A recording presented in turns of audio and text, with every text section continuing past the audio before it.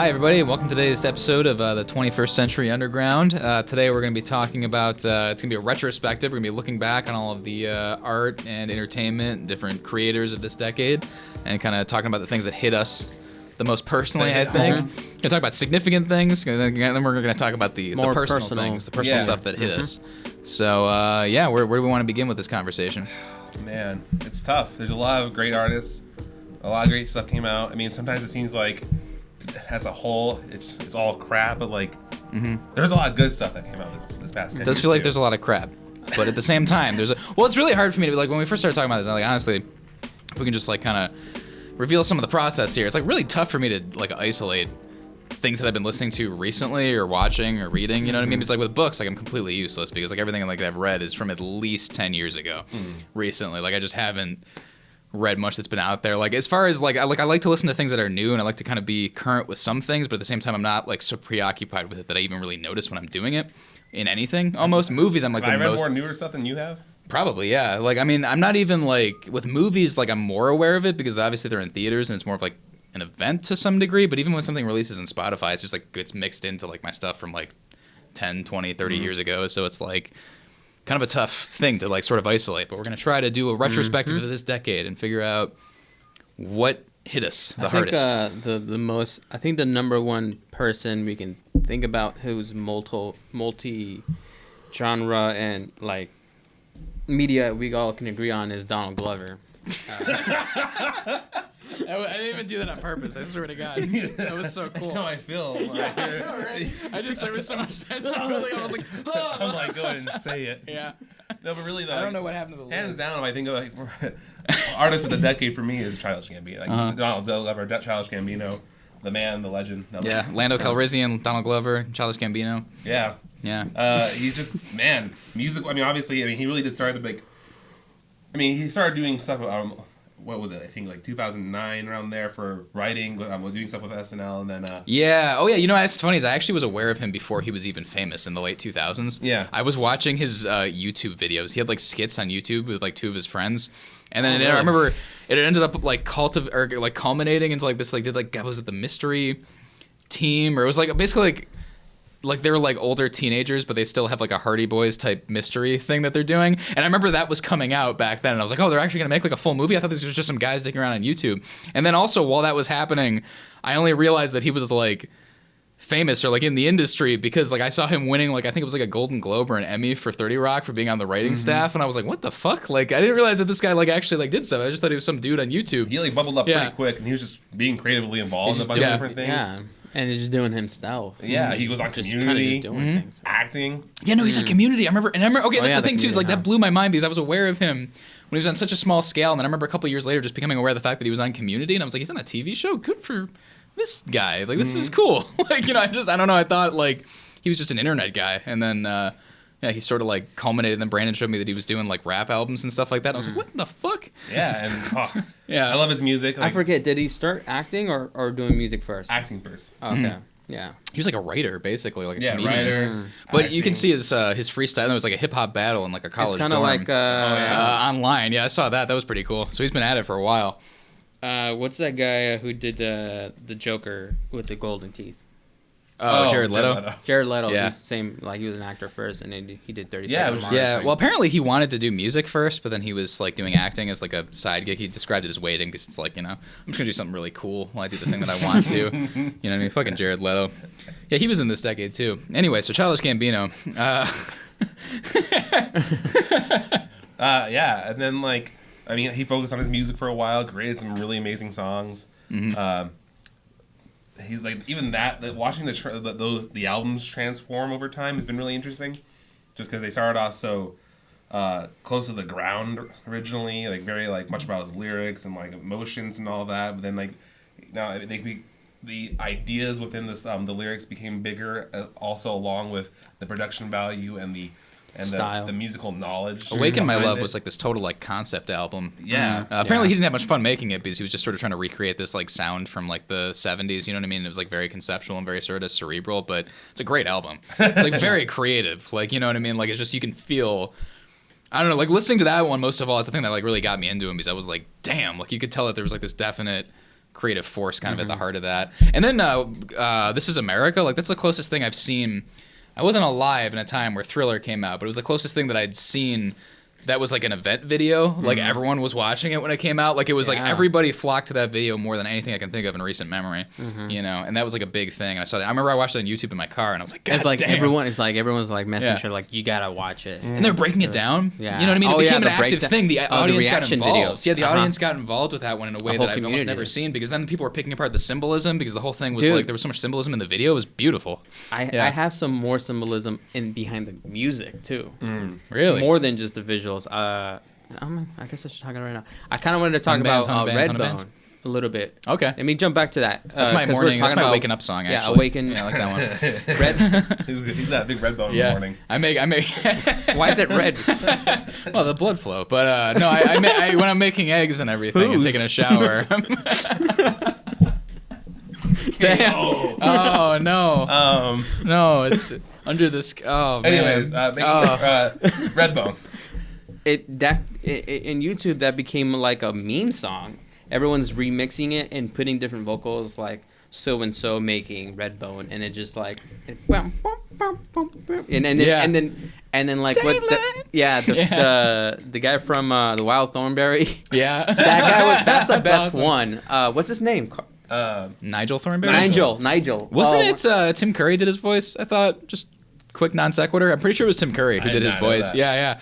Like, I mean, that's a great song, but I didn't realize it. Like, I discovered that like a year later after I was really messing with the album and songs. Fucking with it.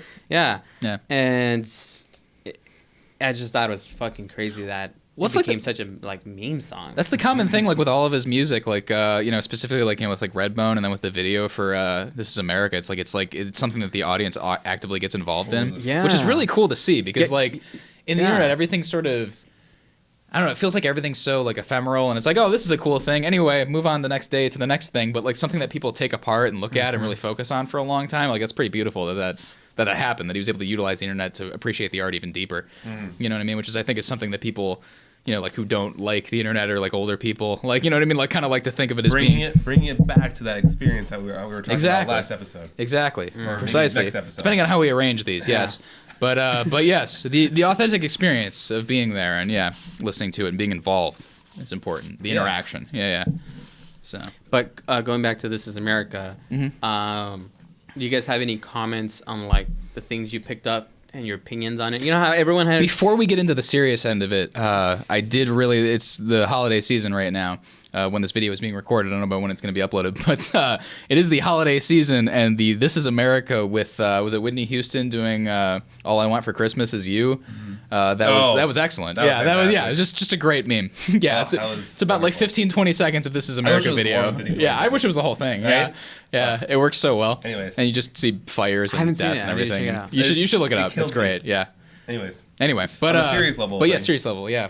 Let's get into it. Some of the symbolism and. Do you guys had any? I mean, did you guys saw the symbolism videos, right? Saw some of them. Yeah. And I kind of like Did you? Yeah. Did you guys pick it apart yourself? Pick it apart yourself and kind of look at it just to see. I think I probably saw the same thing. Oh, sorry. Go ahead. Well, I watched it like a good number of times, and I would pause occasionally, like on the bigger scenes, and kind of just like look a little more individually at each item, and just kind of see. Then I did watch some of the like symbolism videos too and everything like that. I love the fact that it was in a warehouse too, and it was just so plain, but there was all these like like he was just surrounded, like the symbolism was the point of it, which was really cool. You know what I mean? He just like had it stripped down, and he had the thing right in your face, but just in a collage. It was really cool. You know, how his performance in the video is very like him, and obviously that came after the Atlanta series, and that's when he was same feeling director a lot as Atlanta, of momentum. did that one. Yeah. But him in that, like how he portrayed and he did his dance and his facial expressions. You know what I mean? Like they're really fine details that they really put into that. And a lot of people picked apart the whole thing, but the music was done the same way. Yeah, I've really listened to it, and like I always pick up little things here and there, and I almost thought someone else was being featured. Two other artists were being featured. Yeah, a lot of it samples quite a bit in that one, right? I don't know. there hasn't been much. Well, I'm sure The Get Down was James Brown, right? Huh? The Get Down, that was James Brown, wasn't it? Or was that just his voice? Get down. I'm pretty Yeah. sure. I feel like that had to be James Brown sampled, yeah. But like, I'm not the sampling part of it. There was like it sounded like other artists from this generation were on it that weren't being featured, but they had At least that's what it sounded like to me. Either Donald Glover, That would fit the video Childish too. Gambino. Yeah, because SZA's just in the background at one point, which was pretty cool. SZA was. Yeah, she In was the just like video. sitting on a car. Like, Yeah, I didn't even. yeah, fucking and know then that. it's That was her just sitting yeah, at the end. yeah. When he was like, what is he? Yeah, he's like not sitting in the car. She's sitting He's on top of the car, and she's just sitting watching him. Yeah, dancing. right before the end of the video. Yeah, To me, it sounded like near the end,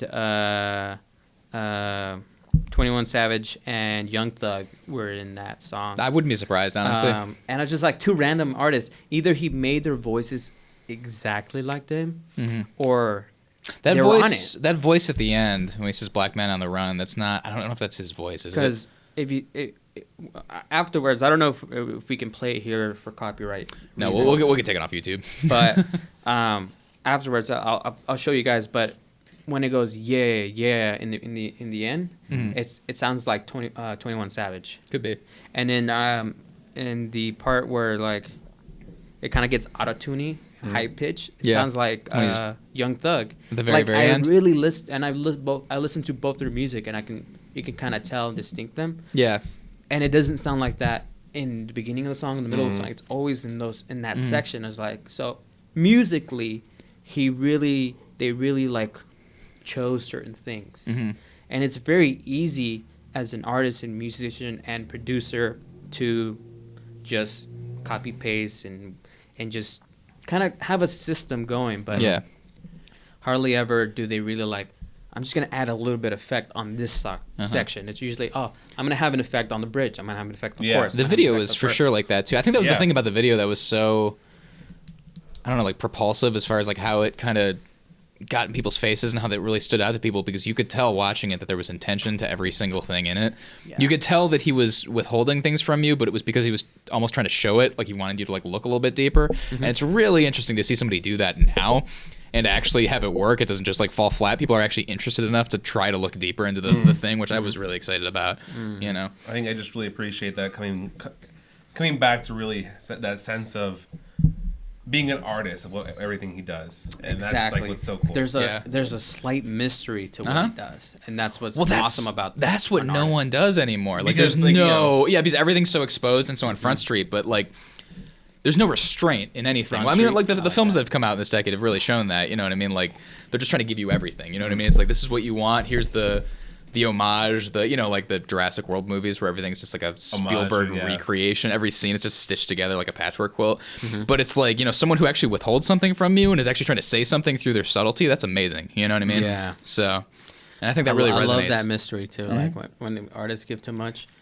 David Lynch. That's kind of what I love so much about that newest season of Twin Peaks that came out this decade. It's just like, I don't know, it's so cool because it just defies all of the laws. It's really good. It's like so weird because it's like his like harder to watch like Inland Empire type movies, and I like Mulholland Drive and Lost Highway, but how they're very cryptic and kind of like, what the fuck is going on? It's like that, but somehow deeply immersive. Like it doesn't push you away; it just pulls you in. I really loved it. We don't have to get too much into it because I know you guys haven't seen it, but it's like, don't get into it. It's like a it's like a, I don't know. It's like a dream, but it's like it draws you in as much as most of like the very addictive narrative television that's out these days. But it defies all of the rules of that stuff. Like he just does his own thing 100%. It's so cool. Yeah, like I really love it. I mean, the attention to detail just is obviously, it's proven. It just works. Like, when you give that much time and love and like nurturement, like you research characters, you go do background stuff. Recently, I've been learning more about just how much like the Safdie brothers go into like. I love really capturing a culture of the Safdie brothers. They're great. Yeah, and, like, the fact that what they do to capture a culture and like create their characters is very into Yeah. it. Did you listen to that video that I sent? did. Okay, cool. Because that's the thing that like really stood out to me when I was listening to that was I was thinking about it because the thing that stood out to me when I watched Good Time and Heaven Knows What, those are the two I've seen. I want to watch their original films, but we'll get to that at some point. But Uncut Gems coming out soon. I don't know. No, I'm just saying like the thing that I love about their films is when you see a group of people and you see like a social sphere, you see an environment and it's like honest. It's not like the way Hollywood tries to portray things where it's like everything that Hollywood, you know, like a Hollywood movie, like a romantic comedy or a comedy, like everyone has to sort of be near like the sort of level of middle class or upper middle class comfort, you know what I mean? Or like, you know what I mean? They have to fit into like this very specific kind of, I don't know how to describe it. Even if it's like a poor character or a character who's like mentally unstable or something like that, they always have to kind of be through what the audience already understands. Like you can't show them something new. You can't show them the way people actually are. You know, people living poor in New York City, or you know what I mean. Like you can't show them what like an actual like when they go into the immigrant woman's house. You know, she's like the older Jamaican woman, and she has her granddaughter in there with her. Yeah, it's like just so fucking real. It's like that's exactly what someone who is like, you know, poor in New York City, that's, you know, an immigrant, you know, like living in the inner city. Like that's like. I mean, it just felt so real. Like, you know, I've been in that house before. You know what I mean? It was fucking awesome. I love that because there's so much texture and their movies are so lived in. Yeah. And like the thing I love about Good Time, and I think I mentioned this when we came out of the theater, a bunch of tight shots throughout the whole movie, but the film, like the city, the whole environment felt so expansive and big because it was painted with the characters' faces. You know what I mean? You just felt every one of them was just fucking. Oh, I can't wait for Uncut Gems. Bah! Anyway. I think he covered it. Yeah, so good. Yeah, sorry. I fucking love them. They're so good. Before we started this, I said I wasn't going to talk about them too much because everyone who's in film school now already knows all this and they're all very into it. But they are great. Oh my god, they're so good. And Uncut Gems, they've been working on this since 2009, trying to get Adam Sandler to do it. It was supposed to be like their their third movie. But then they ended up going on this route, so they were researching the Diamond District. And the girl that was starred in Heaven Knows What, which is about heroin addicts, homeless in New York City, her personal life story, she was working in the Diamond District temporarily at the time that they found her while they were researching Uncut Gems. And they met her and connected with her and got her story, ended up doing Heaven Knows What. And then this took them on some, you know, sort of roundabout. They did a documentary on a basketball player, and then they did Good Time, and they learned so much through this process and then developed the clout to get Adam Sandler for Uncut Gems, which is what they wanted from the beginning. And they knew how to make the movie at this point, too, because it taught them how to actually do it. And it's just like, nice. Oh, my fucking God, they're so good. And, like, it's just, there's a vision. There's, like, a soul to their movies. Like, they care. You know what I mean? I fucking love it. And, like, you kind of brings us back, why... I'm gonna sit back. Having those like limitations that invoke creativity. Yeah, we talked about that before, where like, I mean, you see these early artist stuff, and they had to like suffer through, like, they had to work even harder through their limitations. Mean Streets. And like because of that, though, they created a style, and then once they had Pulp Fiction, extra resources, it flourishes like crazy. Right. Again, I think Childish Gambino, Safdie brothers. Safdie brothers and Childish Gambino, the thing about them too that connects them. This is the thing. Again, this is something I thought about when I was watching that thing with the Safdie brothers. Like they're just staying pure. You know what I mean? It would be so easy for them to sell. Like they've had so many opportunities to sell out and to take a lot of money to do something much bigger and they would make much more money, but they would have much more control. You know what I mean? But someone else would have much more control over them. But rather than doing that, they're like, no, we've got our vision that we kind of want to cultivate and do. And I think Childish Gambino is the same way too. It's like he wants to stay pure to what he was doing. Like he's not going to put himself into a box and just do the same thing again. And he's not going to try to sell it. He's not going to try to package it and sell it to a producer for more money. And that's what people are attracted to, you know? Because like I think even Robert Pattinson actually approached the Safdie brothers, he did. Right? He saw a still from Heaven Knows What and was like, I'm going to fucking work with these guys. And like that's like you don't have to sell out. You can like if you're just genuine to you, it's gonna attract your audience. It's gonna attract people to work with you. Just be you. Like you got to be confident about what you do. Yeah. No, you absolutely do. That's the only thing that you can do. Yeah. Mm-hmm. Yeah. No, absolutely. But the thing that ultimately makes money, and I don't know when the episode's going to drop in our scheme here, but in the last episode that we recorded, I had mentioned that the currency value of something, like the money that it's worth, is not the product. It's how it touches people. It's what it's communicating. And that's the currency value is attached to that. Like, you know, Raphael paints a beautiful picture, you know, this amazing, you know, pieces of art like in the, you know, in the Renaissance era. And then we apply the value to it later because we realize that this is like one of the most perfect, you know what I mean? Like encapsulations of human nature and of, you know what I mean? Like the scene and the lighting, you know what I mean? I don't know. The currency value, the money is only there because there's something to buy with it, you know what I mean? I guess that's kind of what I'm trying to say. You need a voice, you need a vision, you need a soul, and I think that's what a lot of this shit is missing this decade, and what I'd like to see more of. Because when it happens, I get really excited and start screaming into the mic at my casters, co-hosts, co-hosts, I think, So I'm a co-pod. Co-pod. Yeah, my co-pod over here, Brandon and Mike as well. So anyway, yeah, Safety Brothers we got into there. Yeah, what do you guys want to talk about now? We went for the big ones right Well, away. Yeah, we did. Kind of going along the same. At first, lines, I was like, "This is like the Donald Glover appreciation cast that we're doing Yeah. here." We're talking about this is American break. We're doing our breakdown video like 3 years later, but yeah. you know Go how ahead. like there's a bit of mystery with Donald Glover going toward another artist that are doing really well, and in my opinion, doing really well. A bit more controversial, but Lana Del Rey, she keeps it. She doesn't do much social media and much interviewing. That's true. But her last album, really good, extremely good. Was that the one with Love on it and the Weeknd song? What's it called?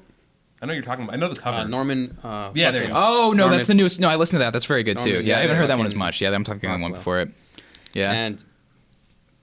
And I think her lyrically, she's really good. Mhm. And obviously, there's plenty of other videos that breaks down the evolution of Lana Del Rey and how she started as an artist and kind of her progression. But I think like for being controversial with certain topics of her, She's being honest, and I think that's yeah. why it appeals to people. Even though it's sad, the fact that she's being honest about like what she feels, I think, really Yes. hits Yeah, people. yeah, You know, I'm telling you, that's like I think that's a key to make a good artist. Like, it fucking is because that's what art is. You know what I mean? You're articulating your experience that you've lived. You know what I mean? And you're making it accessible and communicating. so whether it to it's people. sad or angry or whatever it is, Yeah. someone out there has also felt that same emotion and can kind of attach to that. same thing. And one of my favorite songs in the last 5 years. Decade's pretty damn long, and for what I don't know, we're That's doing my a call. decade kind of thing, but in the last 5 years for me, like one of my most favorite songs, and that kind of go into the realism of today's world, is by Sabrina Claudio, "Confidently Lost." That's and cool.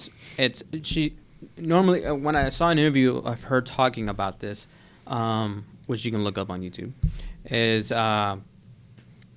she talks about how normally she made songs about other people's love life and like kind of what inspired her, but this one was more personal to her, what's going on as an early artist trying to make it, and she's just waiting for her to pop. But this song really hits home with a lot of people because a lot of people are just living life confidently and not knowing where they might Just go. by default, sort of Yeah. not really. Yeah. It's just like, I don't need to have all the answers. Right now, but I'm just confidently living my life. Can I tell you really like that. Another great example of that might be the ultimate example of that actually came out in the last 5 years. Black Star by David Bowie. He fucking made an album about dying as he was dying, and it was one of the best things he ever did.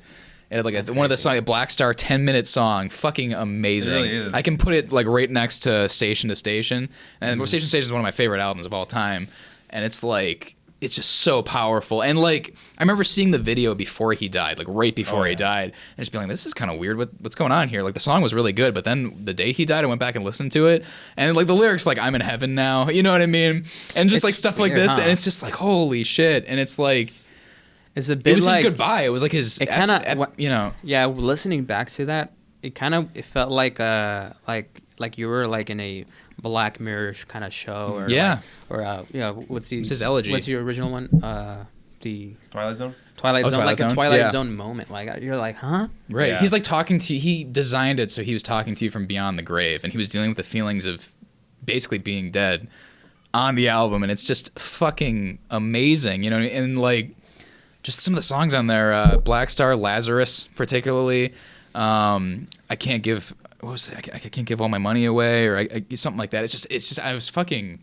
It's been a little while since I listened to it, but I remember when that came out, like it got me into music again. And it was, I remember it was like a day or two before he died. I was listening to the album in my car, and I was like, this is great. Like this is what I needed. Like this Yeah. makes me excited about music. And then he died a day or two later, and I had a whole new appreciation for it. It was just fucking sad. And I was listening to it, I was like, this is so good. You know, and that's as honest as you can get, because he was just like, fuck it, I've got nothing left to lose. I'm just going to throw it all. I sadly got into after his death. Little Pete? Mac. Oh. Mac Miller. I actually Mac never really Miller. heard much by him, honestly. I actually heard a little bit before he died. I heard him, and I thought he was one of those like college type rappers, Me too. like Asher Roth, and yeah, that's kind of what I thought too. You know what I Like mean? that's exactly who I compared him to in my head. He Yeah. kind of came out the same time, and I was just like, you know what I mean? And I never gave him a shot, and then he died, and then you know, so I was like, let me listen to him because he got so much media attention, and you know, it's sad the way he died, but It's that fucking fentanyl, man. I'm telling you, that's like killing all of the musicians that you hear about. It's like almost always like a fentanyl overdose in their I other was drugs. like, whoa, really appreciated it. Yeah. You can see his like, you know, mental issues. Mm-hmm. You know, same thing with Linkin Park singer. Oh yeah. What's his name? Chester Bennington. There you go. Chester. Ugh. That was yeah, sad. I didn't even similar. expect that because I hadn't listened to their music in like A long years time, at that yeah. point, and then like he just like committed suicide, and that's Yeah. fucking insane. He had a whole family too. Like he was like Oh, successful, had like a family, a bunch of There's kids, yeah. but he'd been sexually abused and stuff, I guess, when he was a kid, and he just like he had mental issues Yeah. for Sounds years, right. and he just eventually hung himself, I think, right? Salzer and I ended up at we got like free tickets to a Jay-Z Oh concert. fuck yeah! That shit Yeah, was he came to real. Phoenix. Yeah, that was intense. That was right after, right? Jay-Z, Yeah, right, The yeah. Jay-Z and Beyonce one. No, it was just No. Jay-Z. Just Oh, Jay-Z. okay, Yeah, this was okay. a couple years ago. And 2017, I think. Can you believe that I passed on Jay-Z and Beyonce free tickets? you passed on. Why Jay-Z did you and do? We Beyonce? heard about that. We got a text. We were at Dude. the hospital, right? And we got a text. We were visiting. It was somebody's family member, but we got a text. It's like, you want to go to a Jay-Z show tonight? And we ran. We're like, what the fuck? Like, are you Well, serious? I was And we like, just went straight to the We talking got money stick. for that, and then Yeah. Can't believe I passed on it. Why the fuck would you do that? Like, I don't understand that. Yeah. It was- because that's my thoughts of a lot of like these like really high hype like performers. Yeah, like I can't pay for it. Rihanna, Yeah. Beyonce, like I'm not fucking paying that much money. Yeah. But then like if I had free tickets, you bet your ass I would go. Yeah, I would love to see some people like that too. Like Joe Rogan came to town recently, and like the only like he's like such a popular comedian now that like you have to spend 150 or something to get like good seats. You know what I mean? I was just like, I just can't. It's Christmas. You know what I mean? Like it's December. You know, I can't do that. You know, but Jay-Z, it was the 444 album that we went there for. Yeah, and he talked about get back to that. Yeah, he talked about he did the Numb. He did the cover of Numb, and he said, just make sure to check up on your people, make sure they're good. You know what I mean? Yeah. Because he was talking about how mental illness is real, mental health, and all this, Damn. and I was like, God, That's fun. fucking It's damn crazy it. how Yeah. Jay-Z collaborated Yeah. back then with them. Yeah. And like how that really hasn't been a thing for a long time, and then there's more so collaborations now. Yeah. I think, talking about a little bit of how hip hop. Are you referring to like genre crossing? Yeah, genre crossing, especially Yeah. hip hop. Well, there's that big, what I the mean? big one that everyone always goes back to is the Run DMC Aerosmith one. Oh, yeah. And then, like, you know what I mean? Like, that was the thing that kind of, like, kicked it off a little bit. But, I mean, really, how much was there after that? Like, it was, like, The you know. problem is it's so like Yeah. it's exclusively pop to hip hop, and that's like Yeah. that's it. There's not like a lot more. Yeah, not much to it. But I think I've heard, recently more. I was just talking about Glass Animals and Denzel Curry and Highly Suspect and Young Thug and a bunch of other different genre crossing, specifically with hip hop, because hip hop doesn't really mess with other things. What's another one? Is it 2 Chainz? 2 Chainz and Monsta X, K-pop group. Yeah. That was Really? yeah. That's interesting. That's interesting. And yeah, and there's a I mean, it kind of is a pop kind of world, and K-pop can kind of go to pop, hip hop. I mean, they're multi genre kind of genre K-pop. Yeah. Well, K-pop is but out. K-pop definitely moves around a lot from what I've seen. But that was crazy for me to really see that 2 Chainz but anyways, happened in the last decade. Yeah, it's interesting. I feel like I want to see more thought out collaborations rather than. All right, here's a This song. is popular. You know, it'd be Yeah. cool if we put a nice little rap riff in there. Oh, like fucking Katy Perry for well, like there's just so much like 10 years. There's Yeah. so many I'm- songs I'm- like that. It wasn't 2 Yeah. Chainz. Oh my god, I don't know why. Whack. Yeah. Sorry. What did Yeah. you say? Whack. Do you guys remember that, though? Like, every year, every It 2 was years? French Montana. Oh, why did I get that mixed up? Yeah, 2 Chainz I was like, collaborated with someone else. That's why. J Park. With the song, he's K-pop, but kind of like more hip hop in my opinion. Jay Park and 2 Chainz, they did Soju. That's what I was thinking about. Okay. Anyways, yeah, going on. Moving ahead. Yeah, but I was just thinking. Yeah, you're right though. I would like to see more thought out collaborations. I do remember for about 10 years straight though, just Katy Perry every year, but Katy Perry and Juicy J. And then Juicy J be the beginning of the song and be all right, bye, and then she would just do her. So many artists. Taylor Swift. It doesn't matter. If you're a pop. Oh yeah, she did it too. Female pop artist. Yeah. For a good 10 years there, it was hey, and it's so this song's really hot. Yeah. We're gonna just add a random little burst. It's so stitched on. Kendrick Lamar featured. Taylor Swift featured Kendrick Lamar. Yeah, you know what I mean. Kendrick Lamar's had some good collaborations on his own. That was smart. Kendrick Lamar and U2 have collaborated a few times on both of their newer albums, and I was that's pretty good actually. I kind of like that. Yeah. Yeah, Kendrick Lamar has been definitely he's good. Great artist of the decade. Great artist of the decade. That Black number Panther one soundtrack. in hip hop in my book. Yeah, I agree. Vince Staples I like a lot too. Brandon saw him live at the Childish Gambino concert. Nice. Actually, I got Childish Gambino and Vince Staples. What? Vince Staples is so good. I like him a lot. Nice. So yeah, Kendrick Lamar. I mean, specifically talking about Kendrick Lamar in the Damn album. Yeah, it's a good one. Yeah, that's. I was like, damn. Well, actually, speaking of David Bowie and Black Star, did you know that David Bowie was inspired by How to Pimp a Butterfly? To do the jazz type stuff on Black Star. That's what made him do that. Is he was inspired by Kendrick Lamar. The reason he liked him so much is because kind of like Bowie, he'd never stick specifically to one genre. He would always kind of cross it with other things and sort of there'd be some confluence. He would allow other things to kind of enter rather than being so strict about it being that one thing. So. Yeah. I honestly I haven't looked it up and I'm sure I can find out. I wonder how much his production company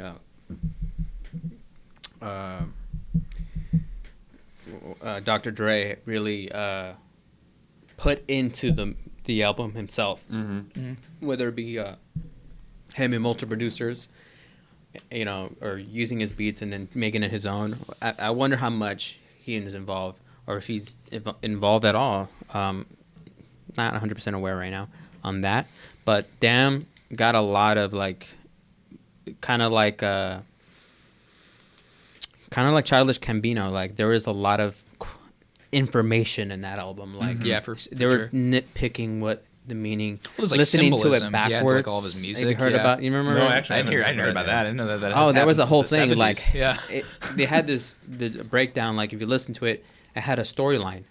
Yeah. And then but if you listen to it backwards, the storyline was flipped upside down. And I forget exactly what the storyline is. That's cool. But it was really good. Do you have any favorite songs on that album?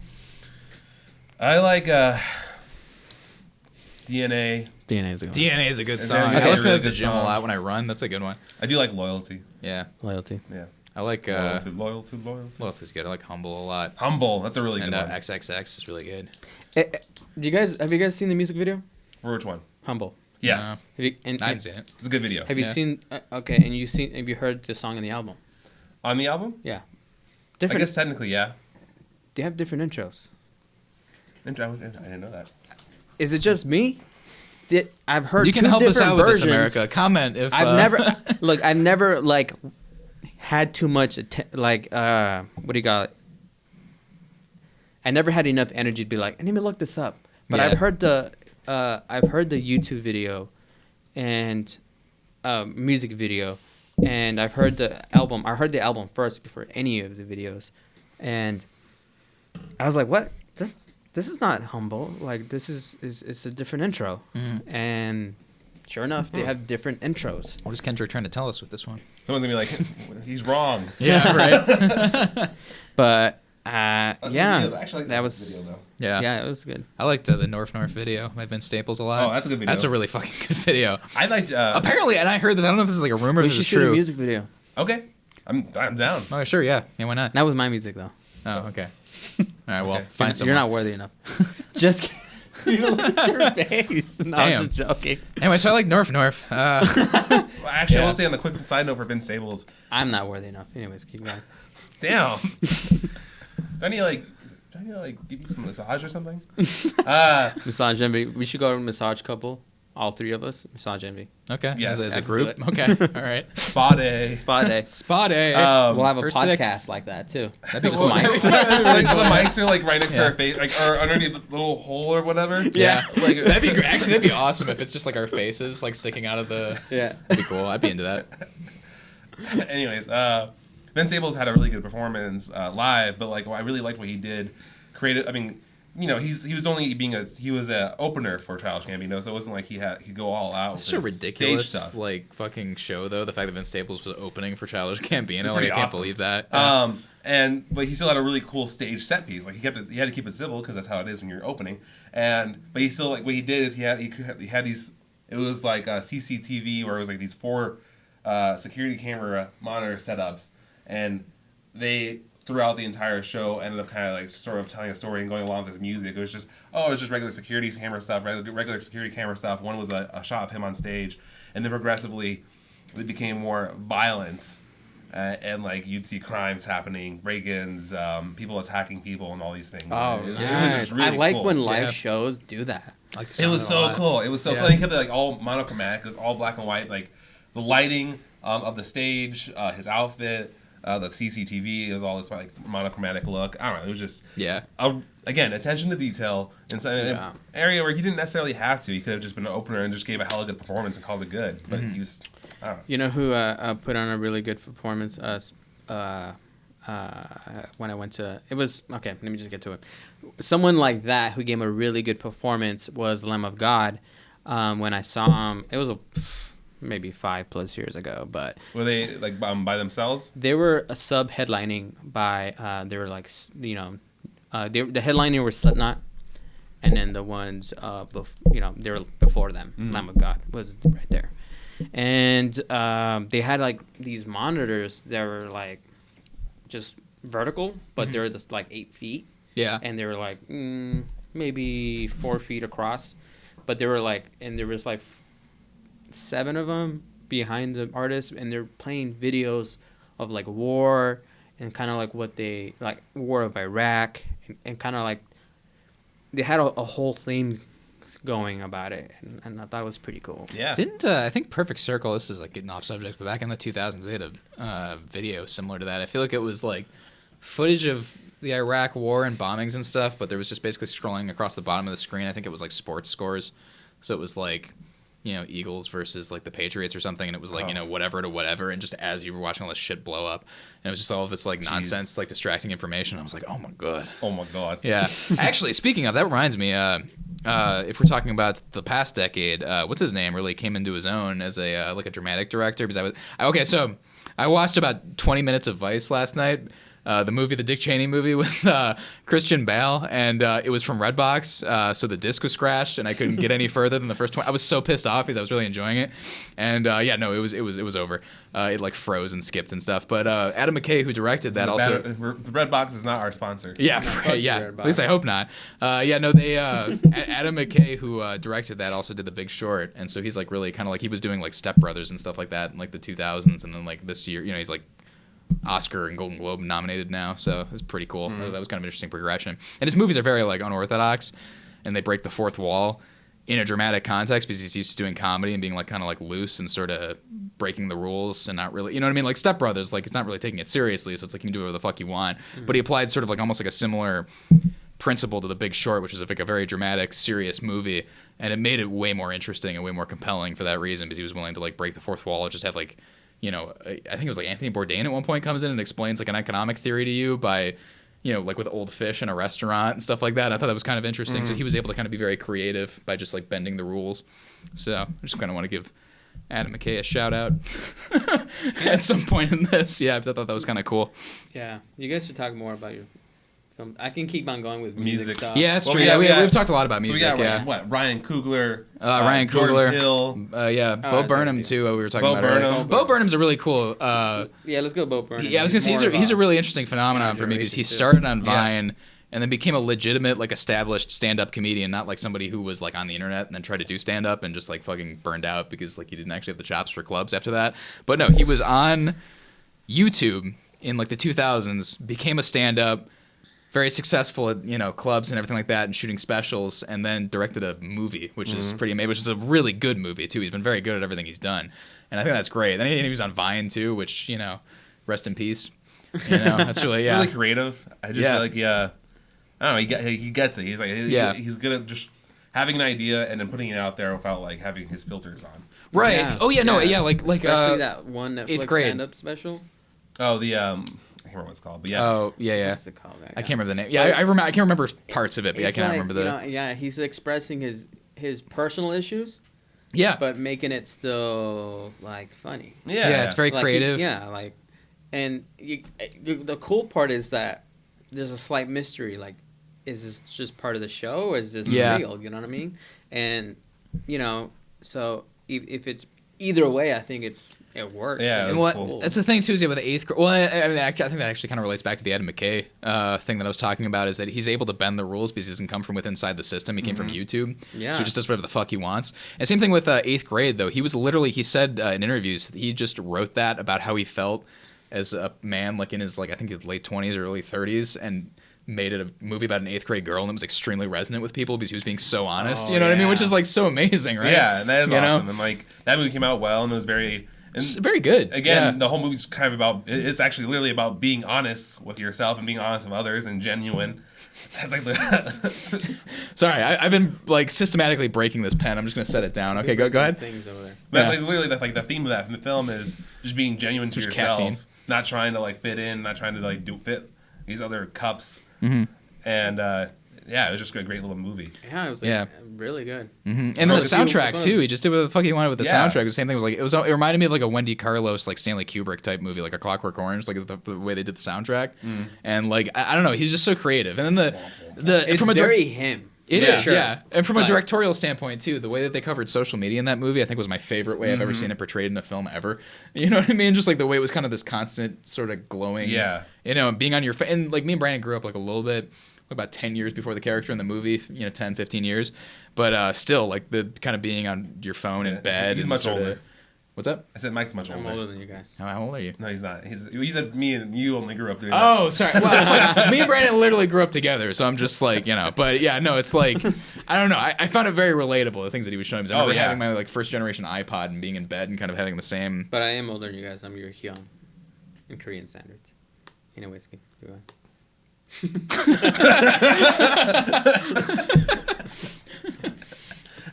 But anyway, it was a relatable movie. I thought it was very genuine and good. I don't know where to go from here.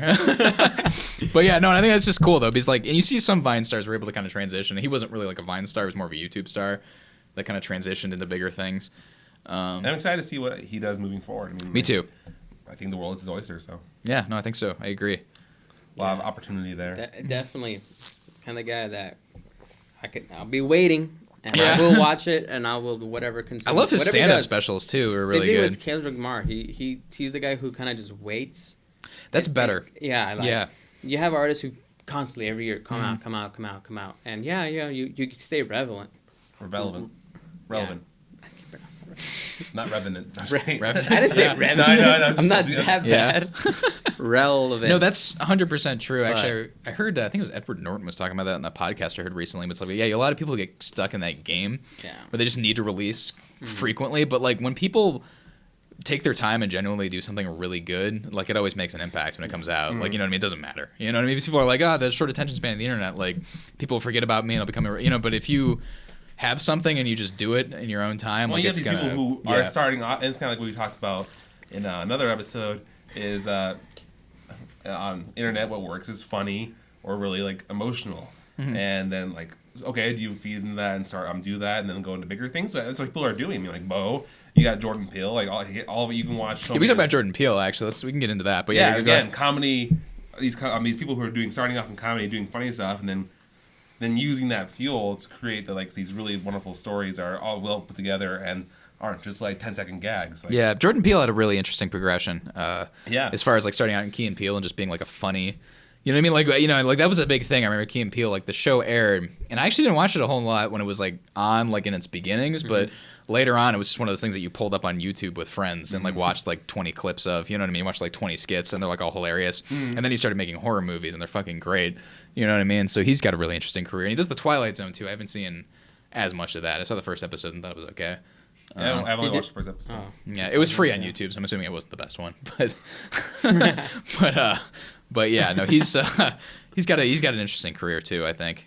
So yeah. as far as they It'd go. be cool to see Jordan Peele and Keegan Michael Key. Yeah. They're a good duet, but like Dave Chappelle.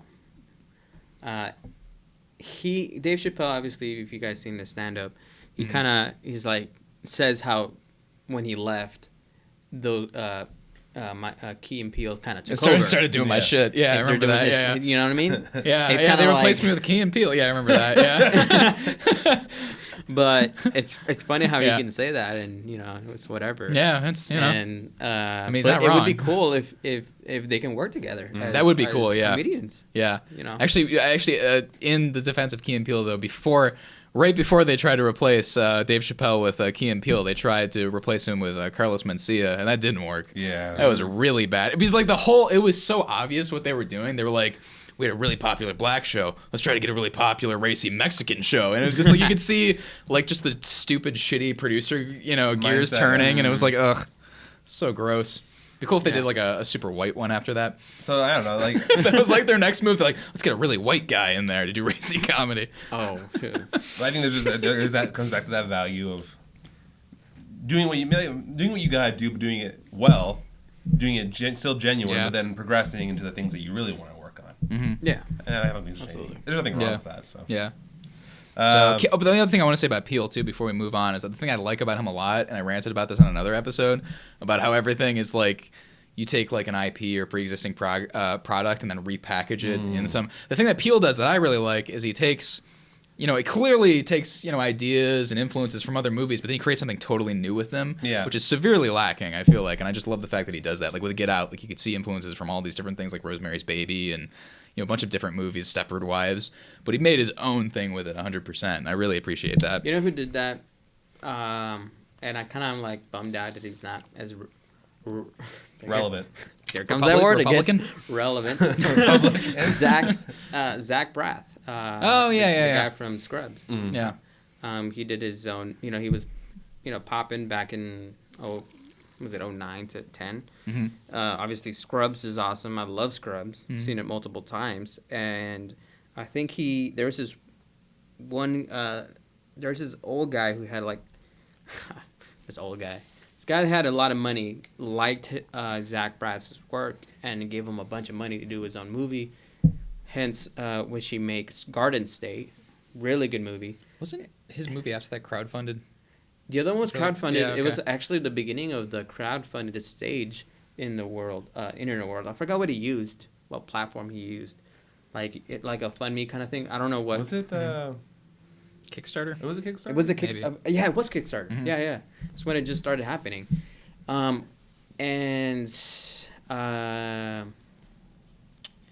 was I gonna say? Disturb me. Sorry. you Garden lost State? my train. Oh, sorry. Garden sorry. State. Oh, yeah. You mentioned earlier before the podcast how The Shins was good. I recently discovered The Shins through that movie. Oh, really? Well, not recently, but like I discovered The Shins just got into The Shins. He used The Shins a lot in that movie. Well, hey, I know we're talking about streaming this time, but that's what's cool about streaming because you can be 20 years behind. Okay, no, I was gonna say that's why that's so yeah. cool. Oh, yeah, that's why this episode was so awesome. hard. When we were writing down all the things that we were gonna talk about for this episode, it was so difficult because nothing that I listened to is exclusively from this time period. Like I'm just moving all over the place. Like, you know what I mean? That's the beautiful thing about the internet is you can discover things from any time.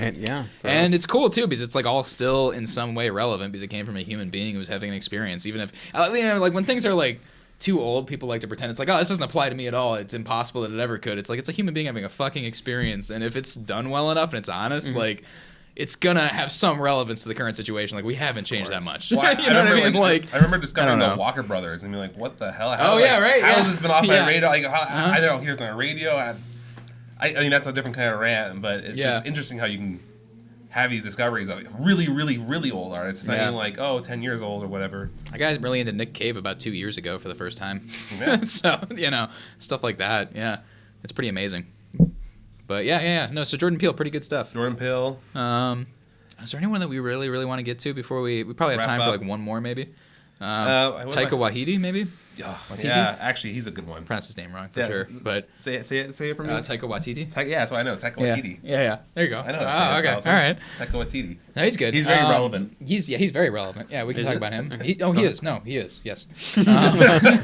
No, let me Google but seriously, great director, Yeah, New excellent. Zealand guy. Yeah. For those which are still quite people who don't know who he is. Yeah, he did Jojo Rabbit and Actually, Hunt for the Wilder People. he's definitely got a younger audience. I've come to really Mm-hmm. learn. I'll use his name to like an older group, and they're like, huh? That's interesting. Well, I mean, I Um, think part of it too is he was like so New Zealand for a while. You know, maybe he did What We Do in the Shadows and Boy, and I don't know, maybe he didn't quite Boy's so cross good. over. Boy might be my favorite movie by him, honestly. the what's the one? Hunt for the Wilder People. Wilder I People, fucking yeah. love that movie. That was a great movie, too. That was really good. I like Jojo Rabbit for what it was, He but did I the honestly. Mandalorian. Oh yeah, he did. Yeah, He's he the was. director of Mandalorian. Well, he might have done an episode, but he's in it too. I think. Yeah. He was did an in. He did episode Thor of Mandalorian? Ragnarok. That was the other one he That did. Check it out. And it's cool too that he did a Marvel movie Thor, and then yes. was able to transition and do like what he wanted to do. Like Jojo Rabbit, he didn't just get like stuck for indefinitely. But no, honestly, Talented, creative guy. Again. yeah. I heard he did a lot of research when doing Jojo Rabbit too, and Yeah. I think that was kind of what was cool about Jojo Rabbit is incorporating these. What seemed out like gags were just incorporating things that were real. He's just one of a few directors for The Mandalorian. I don't one know. of a few. Yeah, Yeah, it's a one of the series, so few. yeah, there's got to be. I don't know. Which episode do you do? I haven't watched any of it, so I don't know what I'm asking. It's all right. It's okay. But yeah, no, he's good. I think I like his Boy. I mean, I like What We Do in the Shadows a lot. It's actually one of my favorite horror comedies of all time. Like it's up there with like Young Frankenstein and Shaun of the Dead Shaun of for the me. Dead. Yeah. But yeah, no, I think Boy and Hunt for the Wilder People are my two favorite movies by him. Because Hunt for the Wilder People is just nonstop hilarious. Yeah, it good, is. good gruff Sam He's gonna Neill do performance. Suicide Squad too. Oh, is he? Oh, he's in it. Yeah, he's in it. He's gonna do it. No, it's what's his name is doing it. Aaron Gunn is directing. He's He's in oh, it. yeah, Aaron He's Gunn. an actor too. He's in the movie. Yeah. No, he is. He's in like all of his movies. He's like he does a little bit in Yeah. every bit of his movies. He plays Hitler in Jojo Rabbit, Which or is pretty imaginary great. Hitler. Oh, Yeah. really? I need to watch Imaginary it. It looks Hitler. so good. Yeah, it's pretty good. Yeah, I liked it. I liked it a lot. No, I liked it a lot. Sounds like Yeah, he's no. not saying pretty good. I don't know. What are you all right. saying? Yeah. I don't I'm know. gonna wait till it Is too much comes out. emotion for you? Yeah, maybe. I don't know. Boy had a lot of emotion. Boy was pretty great. Yeah, Boy was really good. I liked it a lot. I feel like Boy had And I like, think it's because a little bit of sprinkle, like even like some early Adam Sandler humor in it too. A little bit, yeah, I like that. Like the Dude, kind of Adam, characters. we can't speak on it yet because we haven't seen it yet. But apparently, Adam Sandler in Uncut Gems is pretty fucking good, and I can't wait to see that because that is the Safdie brothers, as we all know now. I think it was a joke article, but I still liked it. Adam Sandler says he's gonna make his shittiest movie yet if he doesn't get an Oscar nomination. I think he actually said Oh, that. he actually I think said he might that? have actually said that That's just to so fuck with awesome. people. Yeah, and I like that. Yeah, no, that's like to me. That's like I feel like I like him as a person. I want to make my shittiest yeah. movie yet. Yeah, it was just like fucking yeah. No, but apparently it's excellent. And like I don't even want to like totally shit on Adam Sandler because I feel like he just No, I don't either. I think he just does what he does. what Yeah, he wants to yeah. do. And whether or not like it's not why my cup of tea or whatever, but he does what he wants to do, and that's I respect. He that. became one of those people who's popular to shit on. I never like fully got behind it because like he helped raise me. You know what I mean? Like I watched like Big Daddy and the Wedding Singer and stuff like that as like a little kid. You know what I mean? Like Billy Madison and Happy Gilmore. Happy Like Gilmore. I can't completely shit on the Sandman. I'm sorry. So. Yeah, and the Saturday Night Live that he was on. I mean, that was like one of the best periods in Saturday Night Live ever. Is when him and Chris Farley were on it and stuff like that. I've been watching it lately. Honestly, not so into it anymore. No, I mean, it's always been The really old hit stuff? and miss. Yeah, no, if you go and watch like any period of SNL that isn't just the highlights, like it's always very hit and miss. But lately, I'm kind of like, this kind of sucks. Like I don't The really new like stuff or Yeah, the the old newer stuff? the newer stuff. Oh, okay. Like it's just a bad period, I think, for it because they do go through slumps where it's just like unwatchable for a year or two. And I think they're kind of like Well, I think like Yeah. if we're talking about that, I think I watch it a it's been on lot. for like 40 years. I watch it a lot, and it's what's interesting is how they choose what I guess bit they're gonna do. Mhm. Their bits are not like any other bits. Yeah. They're very like you think it's gonna go one way, but it kind of goes this way, and then it turns out to be it's you know, it's part of it's a cup. Right. Like you think it's part, you're gonna deal with the headphones, but it's realistically you're dealing with the cup. That's true. Yeah. It's a weird. It's kind of going do back the to like it's bits. because I think it's kind of part of it is they've been basically using the same formula since the 70s, and they're kind of like falling back on like old styles of jokes, like with like sort of absurd like Dan Aykroyd humor and stuff like that. But it's still good. There, especially I think I noticed like when It can be good when it works. when they have certain hosts, and they are involved a lot in the creative process. It's really funny. No, that's true. Yeah. Depending absolutely. on like what host too, like I think when Adam Sandler he hosted one, not that long ago. Yeah. That whole thing was awesome. I haven't seen that episode. I should really go back and watch it. Actually, makes sense, too. Speaking of actors from this past decade, you know who's really fucking good on that show? Adam Driver had a bunch of skits I really, really liked. My two favorite hosts from like the last 10 years, probably Adam Driver and Ryan Gosling, are two of my favorites. I can see that. Yeah. They're all they're just so fucking good. Adam Driver had this one where it was a school like career day, and he was like in an elementary school classroom, but he comes in and he's like an ancient like 90-year-old like oil baron, like sort of like There Will Be Blood, and he's just like fucking telling them how to like crush your enemies, and it was just so good. And like he like brought in a dead bird that he threw on the ground and started stabbing with his cane, and you could tell he was improvising certain things because the reaction it was getting out of everyone else. It was really good. He's like an amazing. Will Ferrell did one not that long ago too. Oh, I haven't seen it. Was it that good? was good too. Yeah, it was good. Really Let's check good. it out. Yeah, Adam Driver's really talented. I'm excited to continue seeing him in more and more films. And He's one of my favorite actors. I mean, even Yeah. what he brings to a comedy, like again, I always like. I'll mention comedy a lot just because when there is good comedy, I highly respect it because people treat it like you can just not be like. I really like Horrible Bosses, but they're not necessarily trying to act as characters. They're just kind of like riffing on funny lines. They're just like themselves, And, just sort of having fun. It is fun and it works. But when you can like still bring like a level of acting and a level of creativity to your character, like build a character and still be really funny, I think that's just awesome. So, Yeah, I agree. seeing him being in funny roles, seeing him being in dramatic roles, I just like seeing Adam. Patterson was really good. Yeah. Yeah, he's awesome. I like him a lot. Yeah, we don't really need to talk about Ryan Gosling. Everyone knows about Ryan Gosling. Gosling's fantastic. Yeah, Ryan Gosling's good, but The world knows it. Joaquin Phoenix may have Phoenix. been around for years, but I feel like this is his decade. it really is. Yeah, he's really come into his own. Like- I mean, again, he's always been good. He's always been good. But like, he's really. He I did feel like Drive. He was on the movie Drive, right? Ryan Gosling was in Drive. Yeah. That movie sucked. All right. I actually don't disagree. A lot of people are like very Drive happy, but it looks cool. And I'm Drive that's- neutral. You know who like the soundtrack. who really broke. I Drive Park. I did not like the soundtrack. You didn't like the soundtrack? Nah, they played the stupid melody over back and get. It's like get this shit out of here. Why are you playing the same fucking annoying melody? I'm sorry, but like Parko said it best when I was talking to him. Yeah. he's a big fan. I was like, and I told him like straight up like This movie is bullshit. Yeah. and it's like it's like yeah, it's either you love it or you hate it. It's because people who I'm neutral on it. Actually, I'm pretty. people who lukewarm. know who directed it knew what Nicholas it was, Winding Refn. Yeah, he's how kind of. it was gonna come out. I liked him a lot when I was in like my early 20s, but then the older I get, the less I like him. I will say that. But Yeah. the people who did the trailer and did the marketing marketed it differently from what it actually was going to be. I thought it was going to be like a car fucking movie. Turns out it's There were fucking cars not. in it. I don't know. Could this be an episode? Yeah, that'd be really good. Yeah, Mike is scarred Mike's by- reaction to Drive. Fuck that movie. I was just like, what's this? I just felt like I Yeah. wasted my No, an hour and a half. I don't disagree. I wasn't really a big fan. It didn't really do anything for me. Yeah. It just, like, again, it was cool to look at. I definitely won't say there was anything sparkling about performances in there. I mean, Ryan Gosling. Nicholas Winding Refn's he's a very surface surface level No dramatic. director. Like he has like sort of a really like almost like I guess like two-dimensional high concept he goes for, and then just drives that home as hard as he possibly can with like every shot and every scene to the point where the movie's kind of flat. And it's Yeah, just, like, it it's just like feels cold. Yeah, I'll rewatch it again. Yeah. And I'll probably feel the same way. yeah. think the You soundtrack's probably pretty shouldn't, honestly. Like if you feel that way, but I don't think you're really gonna get anywhere the second time. And then, Like Neon Demon, I thought it was interesting the first time I was like watching. I was like, oh, this is, and I got to the end of it. I was like, that was kind of bullshit. Yeah, it wasn't really that good. There's a lot of these like, Yeah. I guess flashy indie movies like that. Yeah. I don't know. Doesn't really. He's like the king of flashy indie cinema, controversial indie cinema. Well, you guys, you think we should wrap? We it actually up probably here? should wrap Yeah, up. because we can we did a nice solid. Yeah. And this is a pretty good episode. So it was good. Yeah, no, I enjoyed this one a lot. I thought this was gonna be the hardest one to do, actually, just kind of like summing up my feelings about an entire decade and kind of. And there's like a lot of other good artists we didn't mention and the good creators. Yeah, fuck it though. But these are the ones that obviously came to mind. These are the ones that came to mind. This is what we had. You know. Nothing is perfect. Nothing is a finished product. You got to go into that, like David Bowie said, you got to go into the creatively. You've got to go into the part of the pool where you can just barely feel the bottom, and that's the place to be because that's where the interesting shit will come from. Yeah. So you don't want to go where you're comfortable. You find the crabs. And we threw ourselves into the water here, and we're gonna keep doing that. We're gonna keep doing that. Every fucking episode, we're gonna fucking.